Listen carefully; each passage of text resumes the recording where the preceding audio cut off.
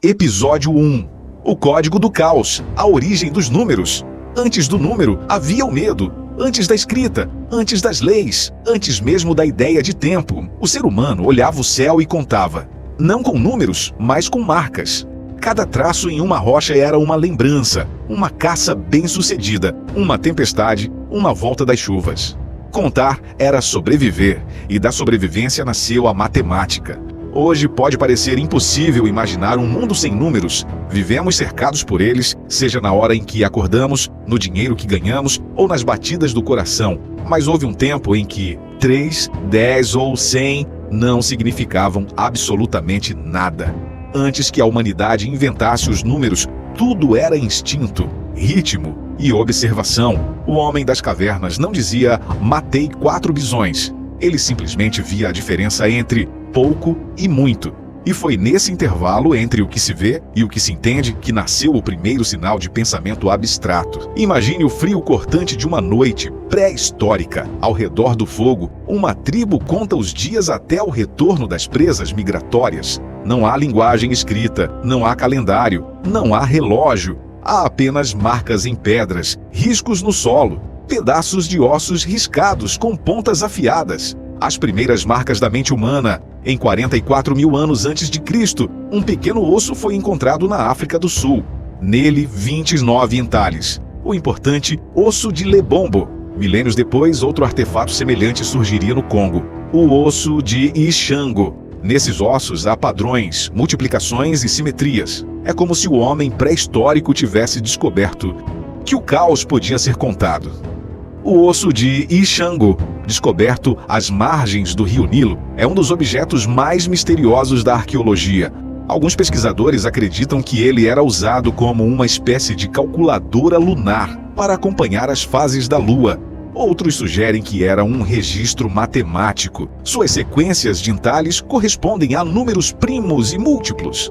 Algo que, teoricamente, só seria compreendido milhares de anos depois. Mas o mais fascinante é a intenção. Alguém, há mais de 20 mil anos, decidiu organizar o mundo através de padrões. E esses foram os primeiros passos daquilo que chamamos hoje de raciocínio lógico. Esses povos não sabiam o que era matemática, mas sabiam que a natureza se repetia e que repetições podiam ser previstas. A chuva vinha e voltava. As luas cresciam e diminuíam. Reconhecer esses ciclos era uma questão de vida ou morte. O nascimento da contagem. A contagem começou nas mãos. Cada dedo representava um animal, uma dívida, uma vida. E assim nasceu a base 10, o primeiro sistema natural. Mas nem todos seguiram o mesmo caminho. Os babilônios, por exemplo, escolheram a base 60. E é por isso que o tempo ainda carrega seus ecos. Os maias usaram base 20, pois contavam também os dedos dos pés. Algumas tribos africanas usavam base 5, que para eles era o símbolo de equilíbrio. E essa diversidade é o espelho da própria humanidade. Enquanto alguns povos mediam os dias com o nascer e o pôr do sol, outros usavam o ciclo das marés e das colheitas. A matemática não era uma ciência. Era uma linguagem universal em construção, um idioma silencioso, feito de gestos, símbolos e repetições. A base 10, tão natural para nós, veio da observação do corpo humano. A base 60 dos babilônios talvez tenha nascido da soma entre os ciclos lunares e os dedos das mãos e dos pés.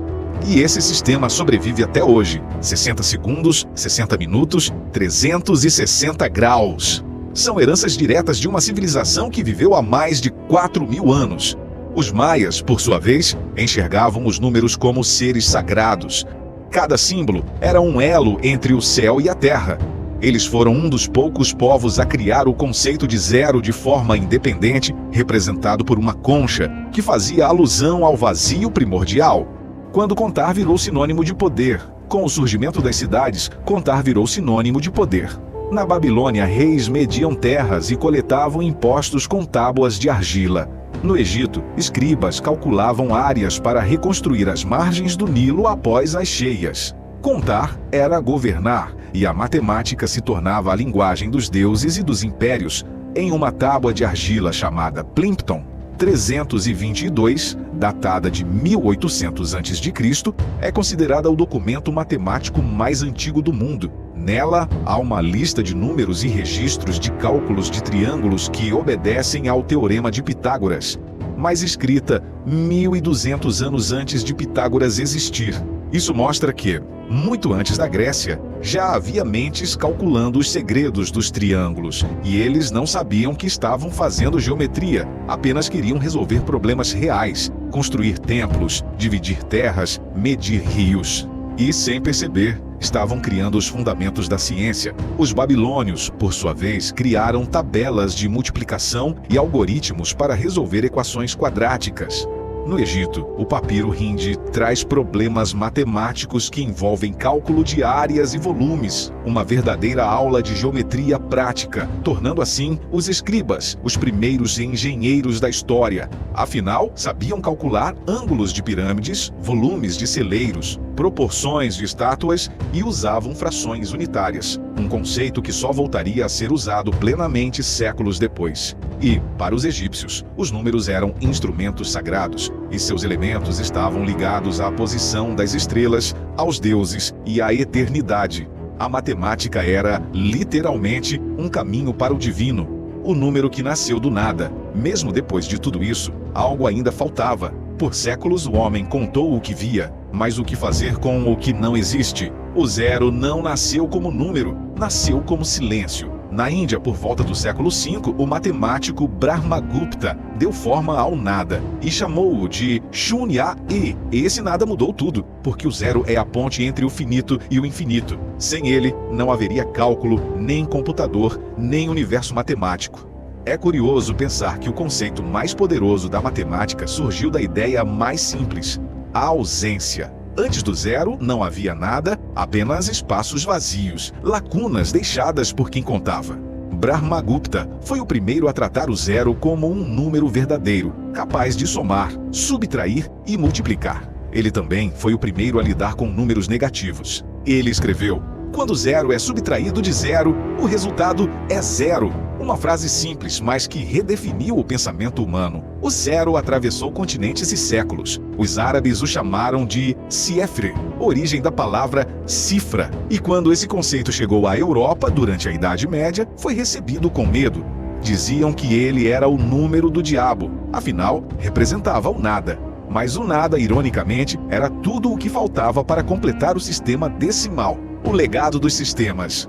Da Babilônia, herdamos o tempo. Da Índia, herdamos o vazio. Do Egito, a geometria. Da humanidade, o instinto de entender o mundo. A matemática, essa linguagem fria e exata, nasceu do medo de perder o controle e da esperança de entender os mistérios do universo. Hoje, quando olhamos um relógio, estamos vendo rastros da Babilônia. Quando medimos uma sala em metros, seguimos os passos dos egípcios. Quando escrevemos um zero, estamos tocando a invenção indiana que deu origem à era digital. Mas talvez o mais fascinante seja perceber que, por trás de cada número, há uma história humana. A matemática não é feita apenas de símbolos, é feita de intenções. Ela nasce do desejo de compreender, de antever acontecimentos e de dominar o desconhecido, o código do caos. O ser humano nunca quis apenas contar, quis compreender o que está por trás da contagem e talvez a matemática seja a história mais antiga da alma humana. E se pensarmos bem,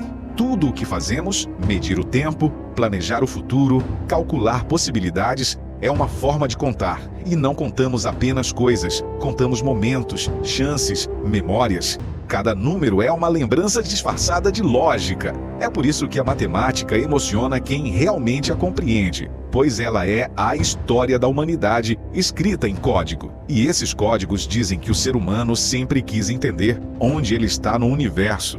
Hoje, usamos supercomputadores para calcular trajetórias de estrelas e criar inteligências artificiais, mas a essência é a mesma. A necessidade de traduzir o invisível em algo que caiba em nossas mãos. Se antes as marcas eram riscadas em ossos, agora os dados são armazenados em nuvens digitais. Talvez a verdadeira revolução não tenha sido tecnológica, mas simbólica, porque entender o nada foi o que nos permitiu criar tudo. O número, no fim das contas, é o espelho da consciência. Ele não mede apenas o que podemos ver, mas também o que podemos imaginar.